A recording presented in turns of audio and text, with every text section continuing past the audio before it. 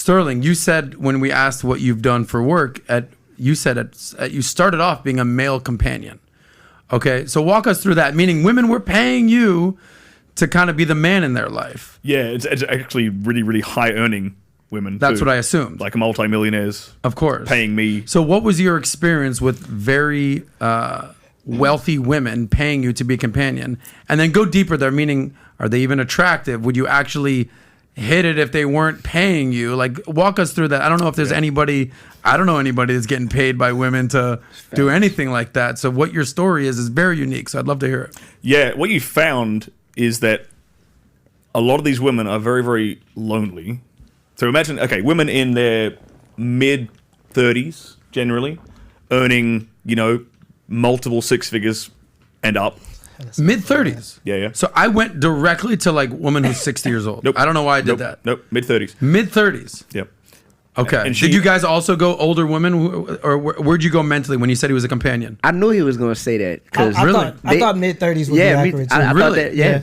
Because you're still at the point where you desire it physically, but, Did you also think that, Natalia? When he said male companion, what age did you think? I would say like late 30s, 40s. Okay. Got it. I went way older. I went like sugar mama kind of a thing. That makes sense. Go on, sir. Yeah. Go on, I mean, sir. they would go a little bit higher. Yeah, but, like 40s, but the average was like mid-30s. And because they get into a point, right? They're typically like career women or entrepreneurial women. And they're getting to a point where the kind of guy they want to be in a relationship with, the kind of guy that they want to take them out on a date, he ain't interested in them.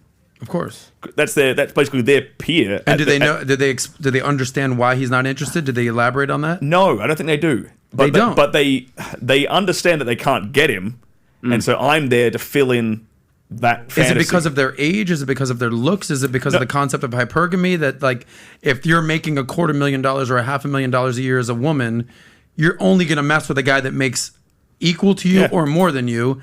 And the dating pool shrinks, right? Yeah. I mean, only 10% of America makes more than $150,000. Yeah. She wants a guy that's on her level, but that guy that's on her level doesn't want her. And the guy that's on her level, let's say he's making $500,000 a year, he doesn't care about your money. He just wants a young, hot girl. Bingo. Exactly. Bingo. Yep. He's going for like the 18, 19-year-old secretary or whatever. Yeah. And that leaves her option, like, because she ain't willing to go down.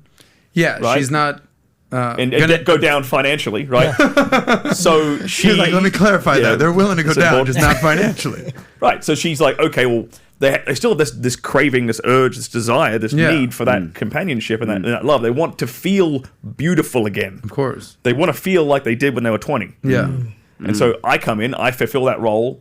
I'm that guy that they're fantasizing about, right? Wow. And she understands that it's a transactionary thing. Yes. But she's able to suspend that disbelief for an evening, so she can indulge in that fantasy. Is it usually just an evening? Is it longer than that? Is it a full-on relationship at some point? Yeah, it could be a weekend away at a skiing trip. I've had that happen before.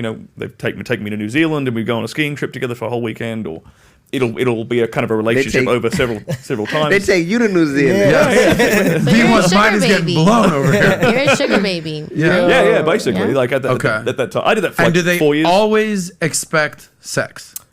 It's kind of implied, but it's not really 90% of the interaction is not about the sex, really.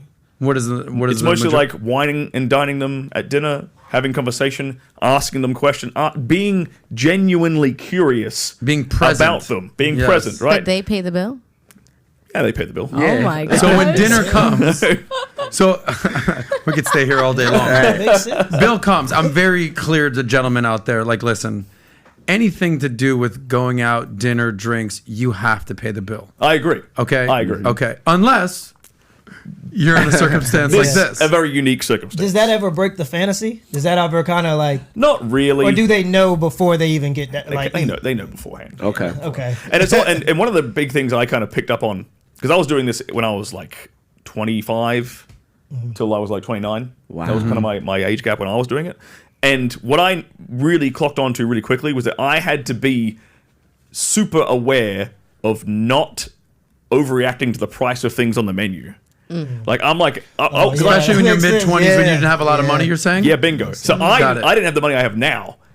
And so, like, I'm looking at, like, oh, it's like caviar or this bottle of wine or whatever. I'm sitting like, God damn, that's expensive. Right. But I've got to play it cool and not react that way when the bill comes or when we're ordering things. I do this all the time. Yeah, James Bond. exactly. You got to be James Bond in that one. Another, like, a really great example, when I went on this skiing trip with this Chinese millionaire, we were walking around the town or whatever. She went into this jewelry store and she bought this pair of earrings.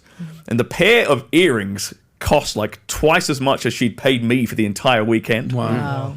And I had to play that off. I'm like, in my head, I'm thinking, mother, I should paid me more.